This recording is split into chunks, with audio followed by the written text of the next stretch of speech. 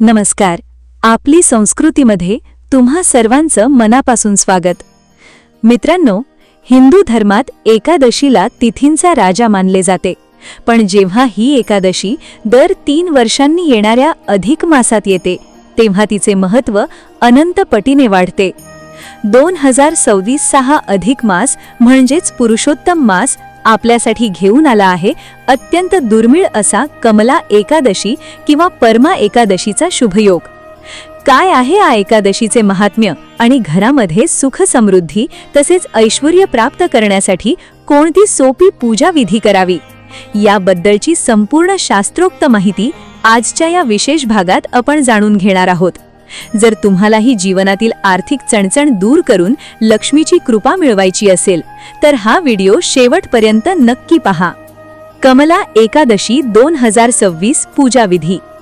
अधिक मास 2026 मधील सर्वात पवित्र तिथी म्हणजे कमला एकादशी, जिला परमा एकादशी असेही म्हणतात.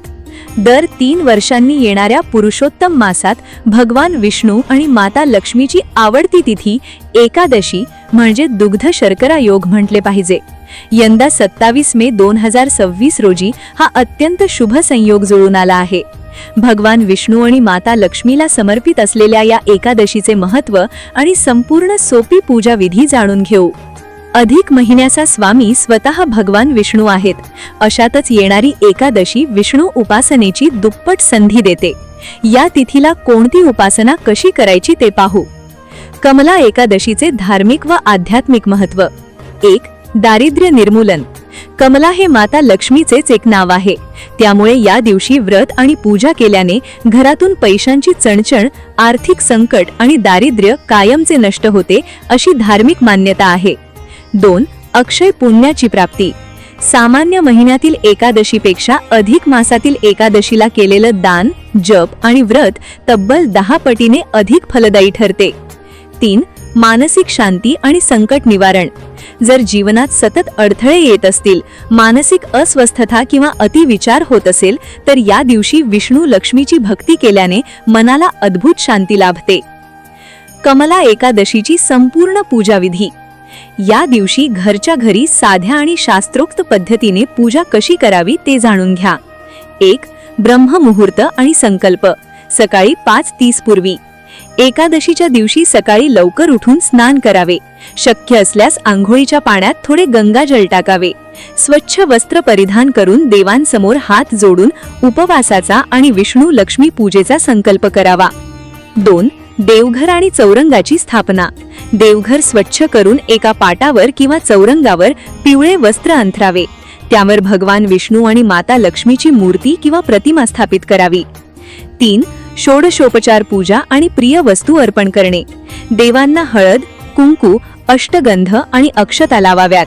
भगवान विष्णूंना पिवळी फुले, पिवळी फळे म्हणजे केळी आणि माता लक्ष्मीला कमळाचे किंवा गुलाबाचे फूल अर्पण करावे. सर्वात महत्त्वाचे म्हणजे विष्णूच्या पूजेत तुळशीचे पान आवर्जून ठेवावे. तुळशीशिवाय एकादशीची पूजा अपूर्ण मानली जाते. 4. धूप, दीप आणि नैवेद्य. देवांसमोर गाईच्या तुपाचा दिवा आणि धूप प्रज्वलित करावा. देवांना दुधाची खीर किंवा पेढ्यांचा नैवेद्य दाखवावा. 5. मंत्र जप आणि कथा वाचन. पूजेदरम्यान शांत चित्ताने ओम नमो भगवते वासुदेवाय किंवा विष्णू सहस्रनामचा पाठ करावा. तसेच कमला एकादशीची व्रत कथा वाचावी किंवा ऐकावी. शेवटी आरती करून सर्वांना प्रसाद द्यावा. तर भाविकांनो, अशी ही कमला एकादशी म्हणजे भगवान विष्णू आणि माता लक्ष्मीची कृपा मिळवण्याची एक सुवर्ण संधीच आहे.